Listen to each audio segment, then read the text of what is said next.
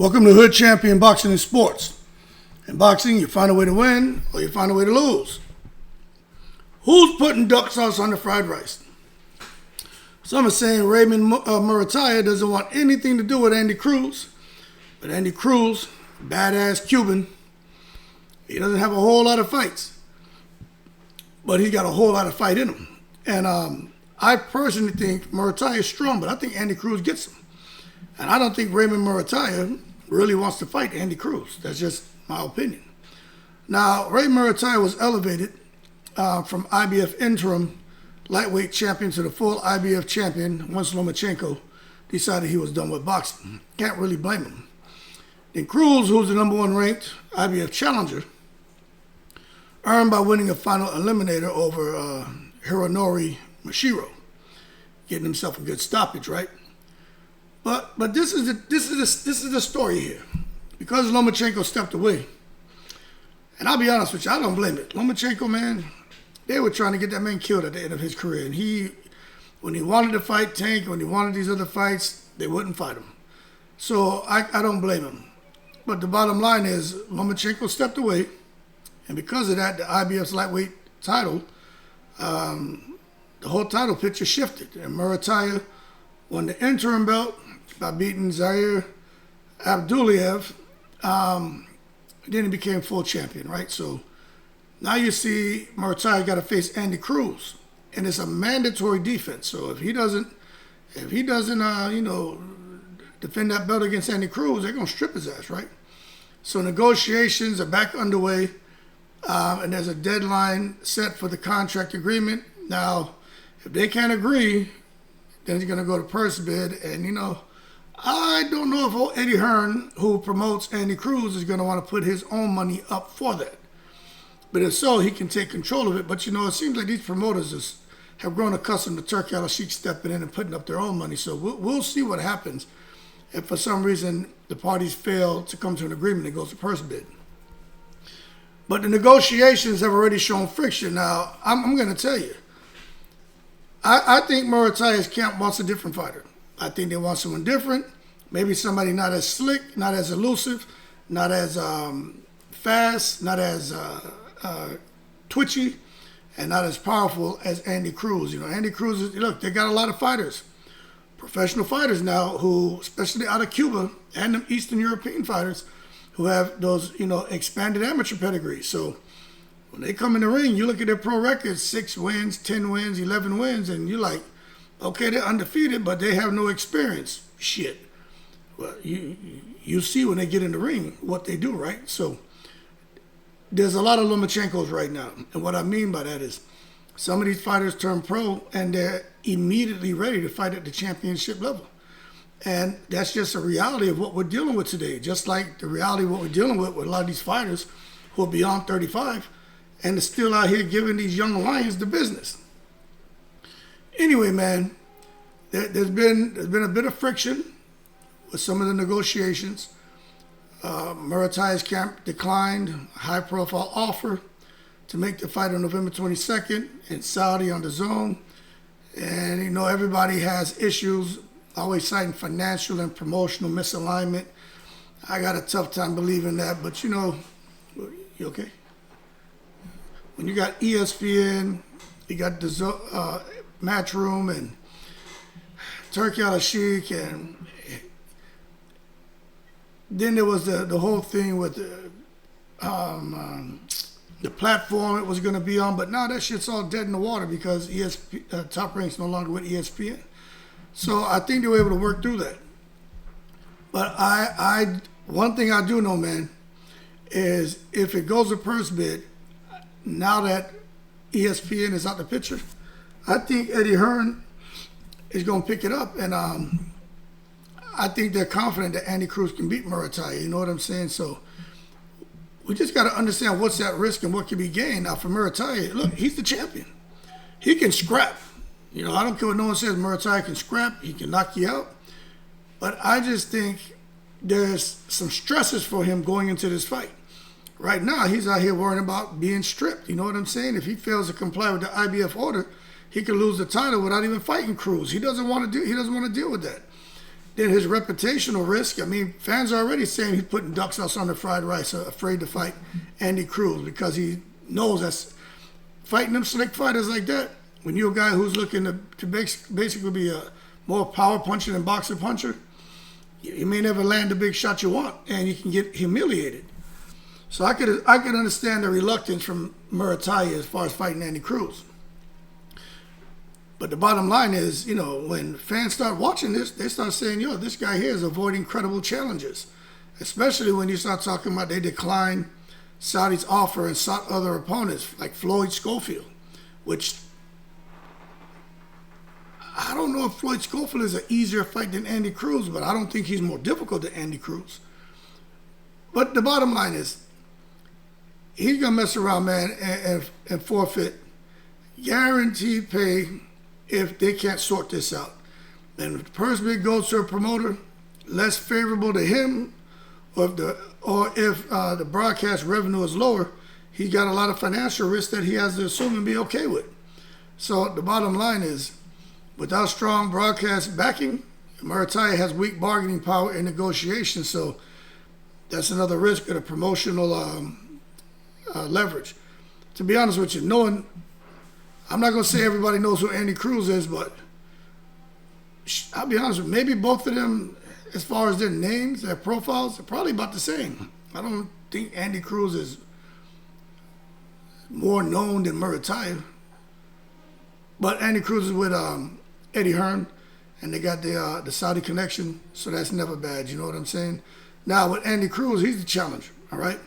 But if they can't sort this out, he's at the risk of losing an opportunity. So if the deal collapses, Cruz could be denied the title shot or forced to wait for another fight altogether. But I don't think Eddie Hearn's going to allow him to deviate, because Eddie Hearn knows if he deviates, he could lose his eligibility. The IBF don't care.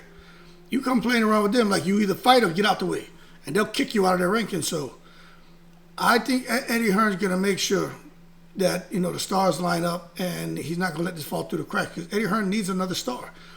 But, he's protecting that investment in Jaron Boots. We know where AJ is heading, but he's still a big draw. Edgar Berlanga didn't work out. Canelo bounced all around the different promoters, just, milking that goddamn cow. So Eddie Hearn needs another star. He got Shakur Stevenson over there. So Eddie Hearn would love for Andy Cruz to pick up a title. And then Eddie Hearn and Matchroom in business. They're already a $1 billion company. But for Andy Cruz, I just think you got to understand the career stake. Again, I talked about his limited pro experience. But it doesn't matter, because he has a storied amateur career. And his amateur history, it just means everything. You know what I'm saying? When you look at what he's been able to do as a pro. Plus, he's working with Bozy Ennis. But if he loses, man, that a loss could stall his ascent. I personally think he really is the guy to take over 135, but we just got to wait and see. But the bottom line, you say, well, yo, who has the most upside in this fight? I know Muratalla is a champion, but the most upside is with Andy Cruz. If he gets a world title, he gets that global exposure, legitimacy. He's already from Cuba. He's not boring like an Erislandy Lara and so many other Cuban fighters. He's flashy. He dances. He got a sense of humor, and he can be a star. He just got to learn English. That's one of the things. I think Ricardo Mayorga, he wasn't from Cuba. He was from Nicaragua. But if that dude's learned English, all he had to learn was just enough English to cuss and make noise and understand what you're saying and respond back in broken English. Ricardo Mayorga would have been a superstar. But he never learned English. So we got to wait and see what happens. But the bottom line is the fight matters for both of these guys. Muratalla defending his claim as a true champion, although they handed him the belt, but it's not his fault. Well, he doesn't want to be seen just as a placeholder in 135. He wants to be seen as a permanent fixture. But for Cruz, he can force his name onto the world stage with a big win, so we got to see. But the one thing I'm going to tell y'all, because I know I've seen some people in the comments talking about fighters, and they see fighters who are pros with less than, 10 fights or 15 fights, and they're like, why do they deserve an opportunity, especially these Cuban fighters? Shit. Cruz, he turned pro recently, right? I don't even think he has, while I'm talking, let's see, I don't even think he has 10 fights yet. But I'm going to pull it up right now. Yeah, I don't even think he has 10 fights. While we're talking, let's see, Andy Cruz.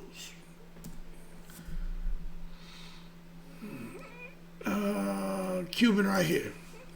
I'm going to tell you right now. Okay, let me show you who he is. That's Andy Cruz right there. Man has 6 wins, 3 KOs. He hasn't lost. He's 5'9". They don't have his reach on here. My understanding, he has like a 72-inch reach. But that's Andy Cruz. So you're seeing a guy with 6 fights.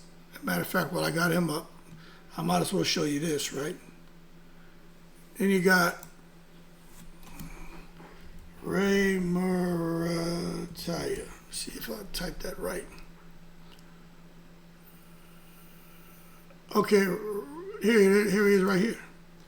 And you got Raymond Muratalla. Look, 23 wins, 17 KOs.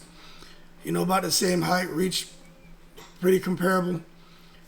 So when you look at this and say, how the hell a guy with only 6 fights is getting in the ring with a guy with 23 fights and 17 KOs? You got to understand, man, when it comes to his amateur credentials, they're elite. Olympic gold medalists, multiple world and Pan American championship goals. His amateur background gives him IQ, multi-style experience, the ability to fight at a pace and adaptation skills. Shit most of these pro fighters don't have and never are able to acquire. He has it already. And you're looking at final eliminator against Mishiro. He looked sharp, dropped him twice, and stopped him in the 5th. That performance gave weight to the argument. Though light in the pros, he's not weak, and he's more than qualified to be fighting for this championship. But we recognize transitioning from the amateur style, many rounds, point scoring, to a pro style.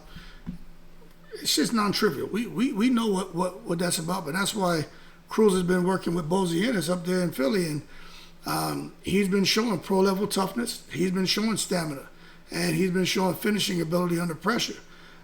You know, the thing is, can he do that against a big puncher like Muratalla? And that's the question. So you say, okay, you say all those things about Muratalla. It sounds like, about Andy Cruz, sounds like you think Andy Cruz is going to beat him. I think Andy Cruz has a good chance to beat him. And that's why I kind of feel like maybe Muratalla, it's like, did he really want this fight? Or does he want this fight? Maybe he wanted something else, but I think it's kind of complex. You know what I'm saying? Because on paper, to me now, if you're a champion, you should welcome mandated challenges to prove legitimacy, to prove you're the best. Roy Jones talks about that. No matter who it is, policeman, mailman, milkman, it doesn't matter. If you were the guy he had to fight, he's going to fight you and prove to you that you didn't belong in the ring with him.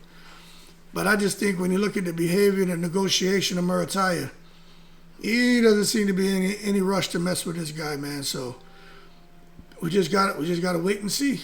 This man talking about fighting Floyd Schofield, declined the early Saudi offer. And remember, Top Rank, they lack a media platform right now, so they know that everything could go in the favor of Andy Cruz if they can't reach a deal. Plus, because Muratalla has promoted Top Rank, because they lack that media platform, he has less commercial incentive to accept a fight that might not maximize the revenue for him. You know what I'm saying? So, I just want to see what he does, what move he's going to make. But the longer he delays and bull craps, the more legitimacy Cruz builds and the more pressure he invites from the IBF to force a purse bid or strip him. And then Andy Cruz could be fighting someone else. I don't think they're going to strip him and just get a belt to Andy. You know, they may just give Andy Cruz a belt or have him fight somebody for a vacant title. So, yes, Muratalla probably like a voluntary defense or a deal that favors him. The location, the revenue share. He wants everything in his favor. He wants to be the A side. He's the champion. He doesn't want just this straight mandated face-off. Like, he doesn't want that. But, Andy Cruz is with Eddie Hearn, and Eddie Hearn got the secret society behind him. So things are always going to work out in the favor of Eddie Hearn. I'd say 9 times out of 10, but the IBF is forcing the issue, so Muratalla, he doesn't really have a choice. So we just got to sit back and see what happens. But for those of y'all who are wondering, what were some of the significant issues with this fight not being made, and possibly with this fight not being made in the past and possibly not being made now? You got to understand the Saudi and the zone deal. That shit collapsed. It was eyed for November 22nd in Saudi under the zone card. But Muratalla, man, them guys were complicated, couldn't agree on the financials. And the broadcast leverage, like we talked about, Muratalla's team lacked streaming partner, lacking the streaming partner had diminished their negotiating strength, and it just hurt their bargaining position. Then this thing about the purse boom, the purse bid looming, they don't want to deal with that. You know, they don't want to deal with it. But I just tell you this: if for some reason these boys can't agree on a fight, the promoter who wins the bid dictates the term. They're going to dictate everything: venue, broadcast, splits. Muratalla is going to come in that fight not as the A side. I'll put it to you that way. And I'll tell you what, Eddie Hearn's going to win that. So the bottom line is Muratalla, he just looks to be in a lose-lose situation. Less favorable terms and negotiations. Could end up more than likely going to lose that fight against Andy Cruz. You know, Eddie Hearn has got all the pull. The real A side here is Andy Cruz when you look at it. But we got to see. The champion usually gets a larger share, but it all depends on how well Muratalla negotiates. Any misstep gives Cruz or his promoter leverage. And Top Rank's been doing this for a while. Matchroom's been doing this for a while. So I wonder how it's all going to play out. But one thing for sure that I think kind of sucks is both sides have to pay IBF fees. There's commission obligations, travel, production, all reduce their net take. So it's a lot to digest, but that's what's creating this negotiation dance. You know what I'm saying? Guys, just kind of all over the place. You know what I mean? You know, each side wants to maximize their take. They want to reduce their exposure and mitigate any possibilities of losing the fight. We all know in boxing, the best boxer or fighter doesn't win. It's the boxer or fighter who performs the best on that night. And that's what Muratalla has control of. So he needs to control it. But it won't be easy against Andy Cruz, I'll tell you that. But I do think Cruz, if he wants to be taken seriously, which I take him seriously, but he can't just show up and just win a decision. He got to dominate Muratalla. He's got to dominate. Give no doubt. If he wins, he needs a decisive performance. Perhaps a stoppage, a dominant round-by-round control to dispel critics who say he's too green to prove anything. And that's something a lot of people say about these pro fighters with these expanded amateur backgrounds but have less than 10 fights. He got to control the narrative. Like Terrence Crawford did Canelo, you know what I'm saying? Show presence. Even Crawford with the media readiness, he was ready for the media. Andy Cruz got to do this. Be ready for the face-off, press work. Signal he's already, mentally world-class. I know he seems to speak a little bit of English. He doesn't really like to, but, start trying to talk in English. You got to show that you want to be one of the faces of boxing because he's got all the skill and personality to do it, but it's hard to see that personality unless he can start, talking in English. And then I just think he needs to adapt in the fight. He's got to take risks. It's one thing about Crawford. Crawford takes risks, but he takes risks smartly. That's one of the things that creates separation between Crawford and so many fighters. Andy Cruz has got to do that too. Balance the aggression and defense. But fight with an urgency without being reckless. Just be smart and pressure the next challengers. Come out there and start calling people out. Publicly demand. I want to fight, whether it's Keyshawn Davis, Shakir Stevenson, Javante. Just start calling people out. Zepeda, just start calling them out. Make noise, man. High-profile opponents. Shit, call out somebody at 147. Just make some noise. Avoid being a one-time title holder. No, make some noise. That's what he needs to do. So, the bottom line, man, if I was to give you a tactical and stylistic analysis on these two, first I'm going to tell you, I think Muratalla kind of putting some duck sauce on the fried rice, but, that's just my opinion. But one thing about Muratalla, dude is strong. Polished counterpuncher. Throws power, has experience in the pro rings, good height and reach. I think I showed you a 5'8", 72-inch reach. Fights orthodox, uses angles, has the pressure in his record, man. So he does the business. With Cruz, orthodox, refined technique from amateur. He has from the amateurs. He got excellent timing, sharp jab, footwork. He has adaptability. He can deal with pressure. And Cruz can do it all, man. But as a pro, he's not as tested as Muratalla. But he can do it all. He can do it all. If Muratalla tries to bully him, test his chin, then Andy Cruz is going to have to push the pace and show him that you're not bullying me. He needs to bully him back. And he needs to test Muratalla's chin by making him miss and making him pay. And I think Cruz can do that. So he just got to use volume and speed to disrupt Muratalla's rhythm. You know what I'm saying? Make him miss, counter him, target the body early, force Muratalla into a pace war that tests his conditioning and pro experience. If Cruz fights timidly, that's going to be all bad. Muratalla's strength and counterpunching is going to punish him. And he'll probably stop him because Cruz has been hurt before. But for Muratalla, yo, you the champion. Come in there with that confidence. Control the distance. Push overextensions. You know what I'm saying? Push for Andy Cruz to overextend and punish him. Punish those overextensions. And then finish Cruz off. If he's off balance, he gets a little too flashy, which he tends to do, yo, make him pay. Punish him. And if he can make Cruz walk in the counters and slow his hands, he can dominate. But Cruz been working with Bozy, so he'll take risks, but he's not going to be reckless. I think he'll be smarter in this fight. But I just think as the rounds go on, Cruz is going to pick up the pace. And I think given his amateur pedigree, he's not going to be likely to get caught in the setups by Muratalla. I think he's going to be able, as the rounds progress, start to pick it up and start to dominate. But Muratalla has that pro seasoning. He's got power, and he's a real threat, so it's an interesting matchup. So if you ask me, yo, what's your prediction? You know, I'll say this. If Cruz shows up sharp, confident, he fights aggressively, I think he has a legitimate chance to upset or claim a close decision. You know, this will be the kind of win that will get him noticed. But if Muratalla gets his timing right, and he can use his power and punish those Cruz mistakes, I think he retains that title pretty damn easy. Likely outcome, man, I think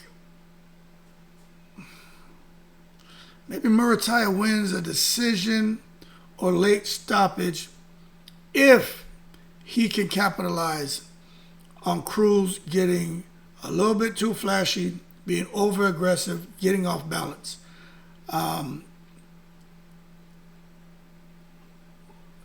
But I don't think Cruz is going to do that. I think Bozy's going to have him locked in. And I think Cruz, I mean, when you look at it on paper, you want to see Muratalla, right?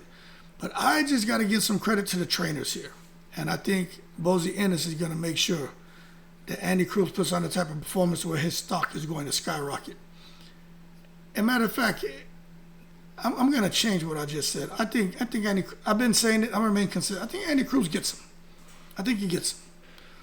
I have a feeling Muratalla is going to, I hope he doesn't keep dragging his feet with negotiations. I hope he agrees to the terms, avoids being stripped. But I tell you what, if they give Cruz a title without a fight, I mean, hey, that's Muratalla's fault. But one thing is sure, that the fans, they want legitimacy in their champions. But they'll understand you can't make somebody fight you. And if Cruz becomes a champion without fighting Muratalla, they're going to be like, that's Muratalla's fault. But either way, I just think this is a high-risk fight for both, more for Muratalla, especially with his reputation. Most people don't want to understand that you lost to somebody with 6, 7 professional fights. Like they don't want to understand that. But for Cruz, it's an extremely high reward if he can capitalize. And I want to say Bozy Ennis will have him ready to get in that ring and win that IBF championship. But again, you just got to wait and see. The more we talk about it and the more we understand what they're doing in training camp, hey, maybe, right now I'm kind of on the fence. I'm like, it's like 51% towards Andy Cruz, 49% towards Muratalla. That's how close I got it. But we'll see. Anyway, let's see what happens, man. Y'all keep cool. Shout out to the veterans, all 7 continents. Y'all, I'm in the breeze.